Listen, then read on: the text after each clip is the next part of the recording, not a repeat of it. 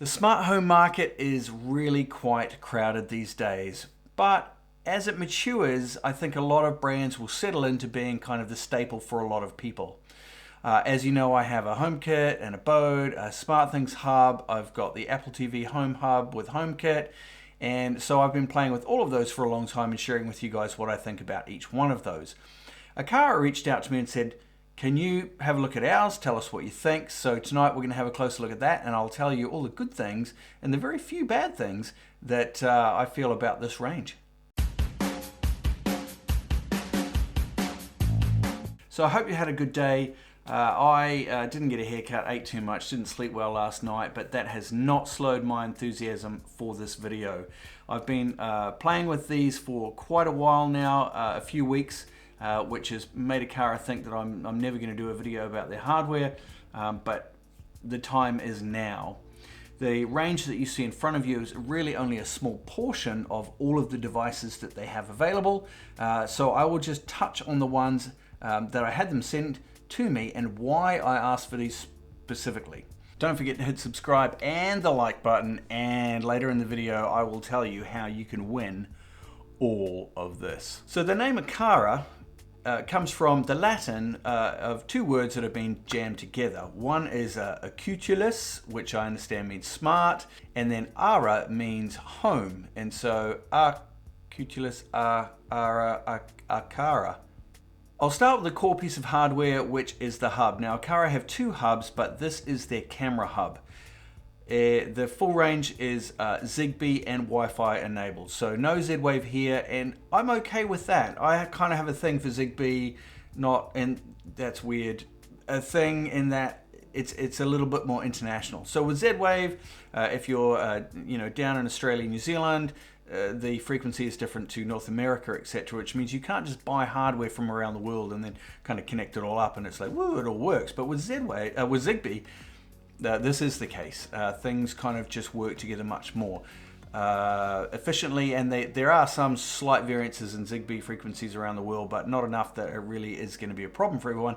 And I think that's why people like Amazon and Apple have kind of got together and said, hey, let's work together with Zigbee to create kind of a standard internationally, because the whole smart home standard with Zigbee and Wi-Fi and Z-Wave and custom frequencies, radio frequencies, has the ability to kind of run away on itself, and we're going to end up with like DVD regions all over the world, and it's going to be a complete disaster. So why don't we kind of try and unify that so that every country gets to play in the same space? What is cool about Aqara, which really interested me most about having a look at it, is that it's all HomeKit certified.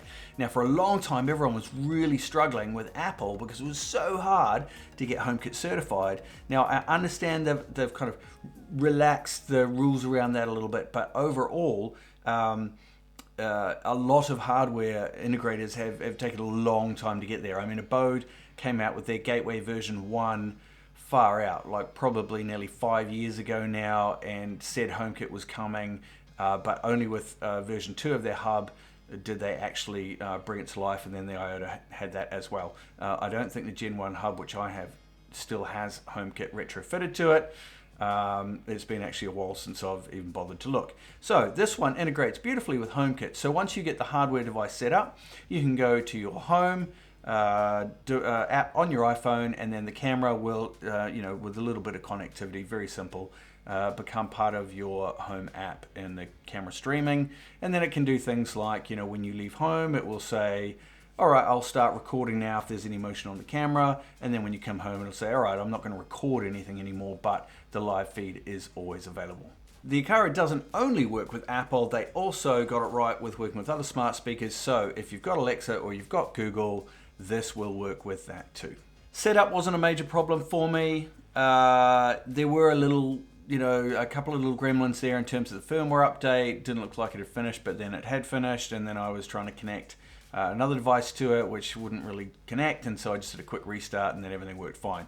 Now, don't be scared of that, because even with my Ring devices and all the other hardware that I have around the house, switches, bulbs, lights, locks, controllers, I've always had problems with smart home hubs. SmartThings, Abode, HomeKit, OpenHab, all of those have had some issues for me over time. So I wasn't too phased with it, and as I say, a quick restart and everything connected great. There are some voice prompts on setup. She has one of those voices that you wouldn't want to be married to, but it is nice to have a little bit of verbal confirmation, or device not connected or device connected. It's the little things. Flicking back to the HomeKit conversation for just a minute, one of the things that I do appreciate about that is, whether you trust Apple or not, I kind of do. I think they're trying to get it right, and therefore to be HomeKit certified means you have to reach a certain level to make sure that the data is secure, the interoperability is tight and waterproof, and that gives me a lot of confidence with this stuff. The app on the iPhone is pretty cool. It's really well put together, and there's a lot of depth of features in it, and some of those I'm not even going to go into. Things like facial recognition via connectivity to iCloud. It really is quite feature rich, and I don't want to spend too long just talking about all of those little what I call Easter egg nuggets that you'll find, or Easter eggs that you'll find as you discover the app and as you kind of dig into the hardware. But just to say that there's much more that meets the eye for the software that controls all of this in terms of how you're going to operate your home hub. My goal here really is just to give you, I guess, just some confidence that if you have any faith in my ability to review stuff at all, that you will have some confidence that what I say about this is that you won't be disappointed. I really am pleasantly surprised, especially with the product design and the quality of the finish of the hardware. It really is quite superb. Now, when they said, what would you like us to send you to have a look at, I was quite specific. Normally I would have gone with a kind of a light, a plug, a switch, and the hub, and a camera. But because they had over 40 devices, so I thought let's go with this. I would take some things that were slightly different. Now I do have some normal ones and slightly abnormal ones. Some of them you've seen in my AirTech videos that do a similar thing, but this is quite cool. So let me go through these. I do have a standard Zigbee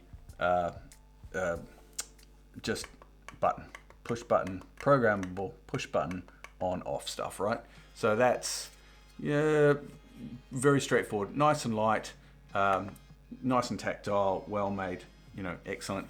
All of them generally come with some sort of ring on the back with a double-sided piece of tape for connectivity, so that you can just plug that into your wall, plug it in, stick it to your wall or a table or a desk or anything wherever you want it to go. So quite simple. That is just a push button switch programmable, and I like these because sometimes if I'm trying to be, as I've said before, a silent ninja creeping into bed because everyone else is asleep, it's nice to be able to just have a button that you push that's programmed to turn off all the lights in the house.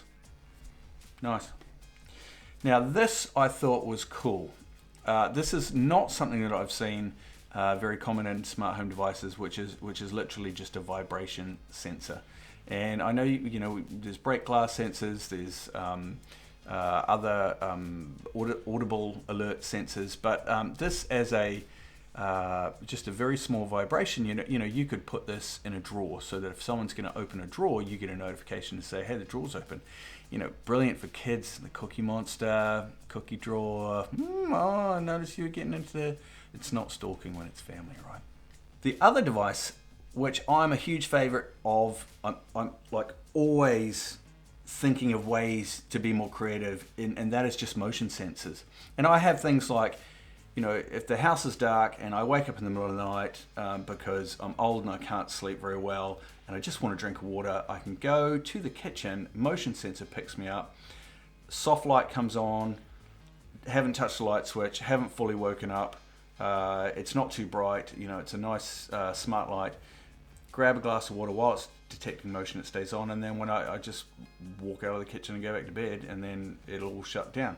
These are the cool things I love doing with motion sensors, a motion sensor at a door, turn a light on, a motion sensor in a dark part of the house, in the garage when you walk in, the lights come on, things like that. So Aqara have a very cool, actually it's one of the cutest little, it's the best looking motion sensor that I have available. It's cooler than the Abode, it's cooler than some of the SmartThings ones I've had. It's cooler than the Airtech one I have. Sorry guys, I love all your brands, but this one is just, it's just a really neat size. I'm hoping you're picking that up. It's very, very cute. I like it. And it comes with a little stand, obviously with, if you want it, which you can use just to stand that up on something. And then there's the cube, right? Now you might have seen this with other hardware, but this cube is cool, and I'm gonna read it off the box because I always forget some of the stuff you can do, right? So you can, let's make some space. This is exciting. Quick segue, because I would love to give all of this away to a lucky subscriber. This video might last forever, but the competition won't. So just visit makelifeclick.com/giveaway. That's makelifeclick.com/giveaway. And you can see if the competition's still active. If it is, enter it. Otherwise, we'll probably have something else that we're giving away that you can enter for as well. Go do it after this. Right, so what can the cube do? Well, the cube can do lots of things. Now, I love these things, but at the same time, I always forget what they can do because there's so many things they can do. And so you have to remember how you programmed it. I think you can do up to, and I'm going to confirm this with, 2-year battery life, which I find on most of my devices. So you can control with 6 actions. And one of the key ones would be to just shake it and it turns all the lights off. Quite cool. Or you could also do that with a push button. So you can push it, and that'll pick up an action that you've programmed it to do. You can shake it, and that will pick up an action or a scene or a group of actions that you've asked it to do. You can rotate it, like spin it on the table, picks that up as well. I'm guessing it's just got a gyroscope in there that's picking those up. You can flip it 90 degrees and it will do something, and you can flip it 180 degrees and it will do something else. And I'm just going to check I got all of those. Oh, and you can tap it twice and it will do something else. So in terms of, I can do lots of things, man. The cube can do lots of things, man, but it's up to you to program it. So don't be shy, jump in there. Back to the camera. This is actually plugged in. It's just a standard USB plug that keeps it powered. And I'll throw up some footage here now. This is just looking at one of the rooms in the house. When it's slightly darker, it does have infrared, and then also, I'll let you have a couple of seconds of that. And then we'll have a look at just like a daylight scene with a little bit of movement in there from a hooded monster in the house. Just moving around. So the HD quality was super impressed. So what's the competition like? I mean, I think if you look at something like, if you're not going the open source route, so let's just put OpenHab and Home Assistant and those dudes over there, because those are great if you love tinkering. If you don't love tinkering, you want off the shelf that works, and you're looking for a smart home hub with a bunch of controllers and switches, I tell you what, I like it. Now, Abode, if you're going for that security, hardcore security system with good back to base controls, alarms, obviously that would be a competitor in this space. So that's, choose that if you want that back to base security features.